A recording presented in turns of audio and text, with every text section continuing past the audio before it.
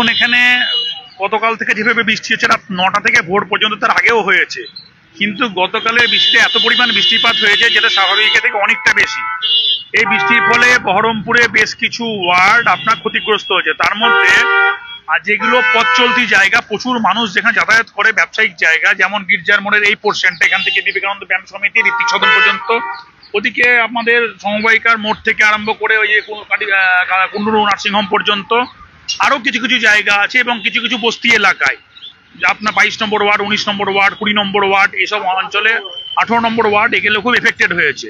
তো এইগুলোতে আমরা যত তাড়াতাড়ি পারছি, কারণ একটু ডাইসি একটু ওয়েদার পেলে পরে আমরা সেখানে জলটা নামানোর চেষ্টা করছি। আমাদের ইতিমধ্যে পাম্প মেশিন নেমে গেছে এবং আমাদের যারা যেগুলো সাকশন করে জল নিয়ে আমরা জলগুলোকে বাইপাস করে দিচ্ছি এবং যেদিক দিয়ে আউটলেটে সেদিকে বার করে দিচ্ছি।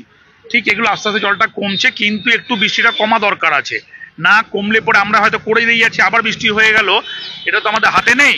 সেই জন্য এটাকে আমরা মানে যতটা পারছি জলটাকে করে নিতে, মানে এটাকে চ্যালেঞ্জ হিসাবে নিয়ে এটাকে আমরা রেস্কিউ করতে, পাশাপাশি যেসব দুস্থ এলাকায় যদি কিছু ত্রাণের দরকার থাকে, এসডিও সাহেবের সঙ্গে কথা হয়েছে, ত্রিপল ত্রাণ বা যদি কোনো খাদ্য সংযোগ হয় সেটাও মিউনিসিপ্যালিটি থেকে দেওয়া হচ্ছে।